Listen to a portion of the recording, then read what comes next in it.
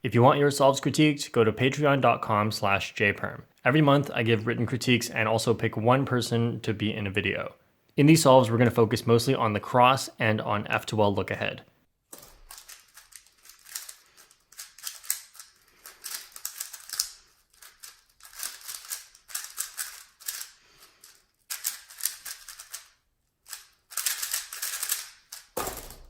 So in the first solve here, we insert green and that sets up orange and red. And then what you did next is move blue over here and insert into the back.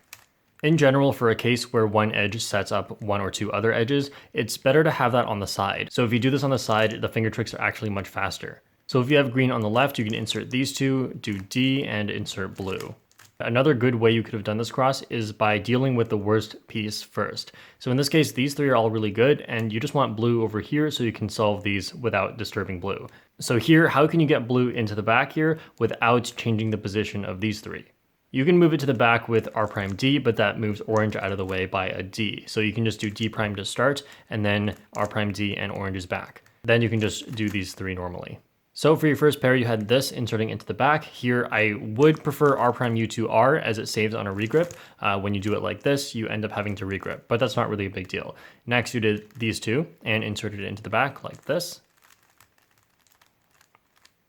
As a general habit, it's good to insert into the back slots whenever you have to rotate, because you could have also rotated this way to make it a front slot. Now that's good as a general habit, but in this case, it would actually be better to rotate so that it's a front slot. So instead of always prioritizing back slots, instead it's better to prioritize look ahead. In this case, we haven't gotten a good look at the back, but we have definitely gotten a good look at this side, which means rotating to face this side doesn't really give us more information. In fact, what we're missing is still at the back. And then next we have this case. What you did was took out the edge and solved this case. That's not the best way to solve it. Instead, you want to take it out in a way that pairs it. There are a lot of options, and a good one that focuses on using your right hand is to put the corner over here and then take out the edge like this, and that pairs them up. Next, you had this pair. Now this isn't super important, but you did get a dot case afterwards by solving it like this and then inserting. Instead, the better way to solve this pair, which actually orients all the edges if you put the solved edge on the left, is to do this. And then you can insert this. All right, then a slight finger trick optimization in OLL. When you have an M move, it's actually better if it's not in an algorithm full of M and U moves to do it as two moves, in this case being R wide prime, R. So then this algorithm would look like this. And then here R prime and M prime at the same time, so like this. And then E perm. That's gross.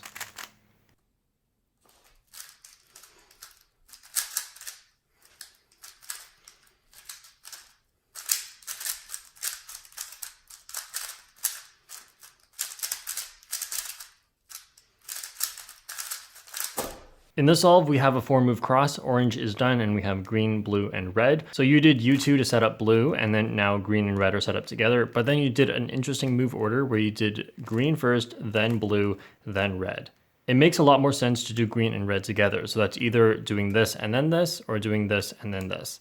And just a small thing, I prefer this cross solution where from the start you just insert green and then do blue and red together like this, as that saves on a double turn, and in general I think it flows better. As you can see, this 4-move cross took 1.8 seconds, and 1.8 usually isn't that bad, but for a 4-move cross that's about 2 turns per second, so for something that you planned in inspection, this definitely should be faster. So for your first pair, you did this, and as we're inserting this, just take a look. We don't really have anything in the top layer we can use besides that one edge. You spotted the edge first, and as you were moving over, you were checking if this was the right corner. Luckily it was, but who knows, it might not have been. If it was not, you'd be stuck with back slots here, and you'd have a really bad solve because you'd have to rotate and then keep looking. Instead, what's better here is when you're doing this and you've noticed the edge, then you can do this while you look down because you know there's really nothing else on top. And as you can see, this is something you saved for after the pair. So make sure you do this while you solve the pair, as you want to quickly know what you're going to do next before you have to do it.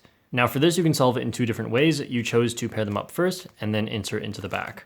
Instead, a better way would be to rotate first. That way you can more quickly now, as you solve this, again, look down here, because we can see, again, there's nothing good on top, which means we have to start looking down, and that's better done during the pairing rather than with that split second right here that you don't have much time as you insert. So that's pretty much it for look ahead on this solve. Just remember that when you are solving stuff and there's nothing good on top, make sure you spend the time solving looking at the bottom. Next, for this pair, this could have been done a little bit better. So what you did was you use this slot to pair it up, and This is fine, it does pair them up, but it doesn't put it in a good spot where you have to do another U-turn in order to be able to insert it. So just remember for this case, don't use this slot because it's not as good as just rotating and inserting into this slot. In fact, if you were to do it here, just special case for that one, you end up with this being paired up as well. So you can like insert that to the back, insert this to the front. But multi-slotting aside, for this one, there are other ways you can do it. You can do sledgehammer here and that pairs them up. And there's also a rotationless way. You can insert the edge like this and then do sledgehammer and that pairs them up. So after pairing the way you did, you inserted it with F moves, which isn't the best because if we just rotate, that solves the rotation we're gonna have to do later anyway. Now after the F moves, it would be good here to rotate as well because I think the faster way to do this is with the rotation first, but you solved it like this, which then has a rotation afterwards. Next is OLL and PLL.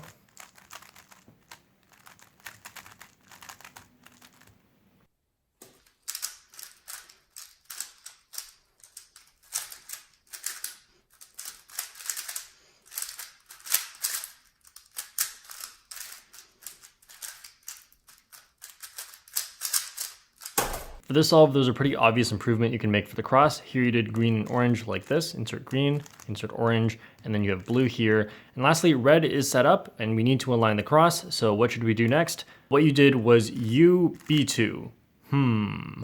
Of course here DL2 would have made a lot more sense, so make sure you pay attention to this because I'm sure you could have spotted it. Next here, you had quite a pause before seeing this, and that's understandable as after the cross, it's really hard to look ahead to first pair. I think working on making your cross solutions faster will help a lot, and then after you have practiced that a lot, then you can start looking ahead to first pair, or predicting where first pair will be during the cross. That's usually a big step people take in order to become sub 10. So as we do this pair, we can actually use a similar idea, which is that there's nothing else really good on top besides this edge, but usually you want to find a corner because that helps more. So as you do these, what you can do is look to the bottom, and now you see this, and you can definitely use this for later. Not the greatest pair to use right away, but as we insert, we see this. So obviously we can use this one first, and if we don't see something else obvious right away, then we can just use this one. So we solve this, and as you can see in this part of the solve, this is when you finally look down at that corner. So again, it would have saved this pause if you had done it earlier. Or if the lucky orange-blue pair didn't show up right in front of you, then again, you could have used that right away. So here, how you did this pair was you took it out like this, and then here you did RU to R prime like this, which is an unnecessary regrip. You can just do U2 with your other hand instead, and then inserted, and then next we have this one. Actually, going back for a second, here, if you get this and it's not the last slot, this is your opportunity to correct this corner without worrying about the edge being in its way. What you can do here is keyhole, which you move it to an unsolved slot, and then just correct the orientation of the corner by doing something like this. And then you can move it back, and that makes it a much better case. It's also much easier for look ahead, as a lot of things on top when you do this don't really move. As you can see, this kind of just like wiggled around. Next, we had this case, and you did 2 rotations for it, the intuitive way, like this. Here there are 2 better ways. One of them is a little slow, but it avoids 2 rotations, so it's not bad, and that's by doing L prime U2L to set up this case. And then you can do this and insert with a sledgehammer to avoid a dot case. Another way is just with this algorithm, which goes like this.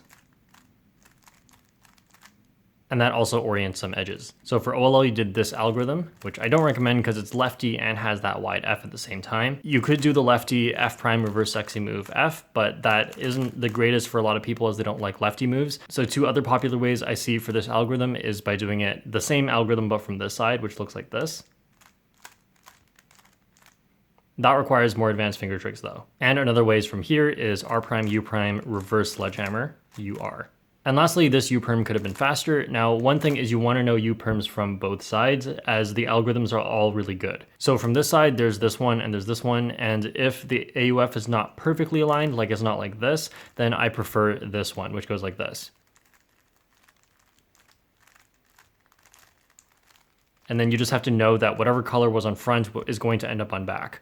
Or if you're going to do it from this side, then the finger tricks you used weren't the fastest, and I recommend watching my video on RU U-perms. By the way, I don't use RU U-perms, I use MU U-perms, which I think are simpler. So if you're too lazy to learn that, then you can just learn MU U-perms.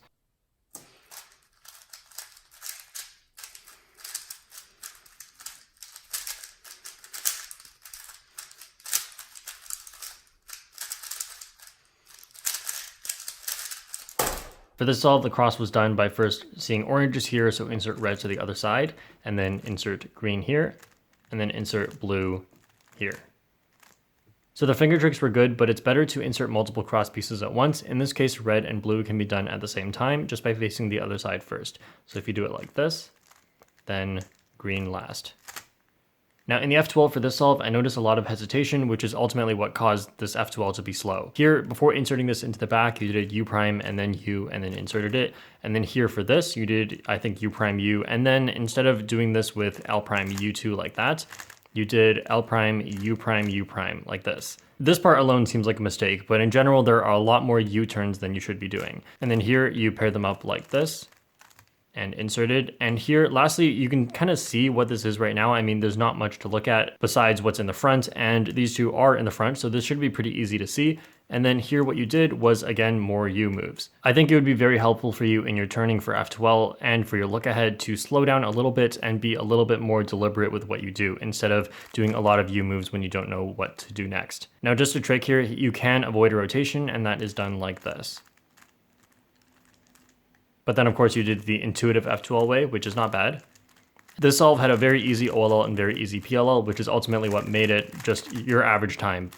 But the F12 was definitely weak there due to a lot of hesitations. So as I said, your cross definitely needs to be faster, whether it means changing your cross solution or just doing the moves faster. And once you improve at that, you can definitely start looking at predicting first pair for F12. Now for F12 look ahead, you're not bad when the pieces are easy to spot on top. So you definitely are looking ahead. You just have to make sure you look at the right spots. So I did mention once, if you're going to do a pair and you have to rotate, one thing you could do is just always rotate so it's a back slot, but that isn't always good, especially if you have diagonal slots about to be solved, because the one you're looking at, you don't want to put that one at the front because you already know it's there. So always optimize your rotations for finding new pieces. In this case, it would be rotating this way so you can find these pieces. So as you do this, if you don't have good things on top, then you want to make sure you look down in one of the slots. Now things are coming out of here, so not super important to look here. So as we do this, we want to look over here. And I can see the blue-red, and I found the blue-red edge on top, so I can do this one next. And of course, there are some F12 and last layer optimizations, but ultimately the more important thing is making sure your look ahead and your cross are good. So in this video, I focused on some very specific aspects of look ahead, but if you guys are looking for general look ahead tips, check out one of these two videos on the end screen. I'll also put cross tips on here. Thanks for watching, and I'll see you guys next time.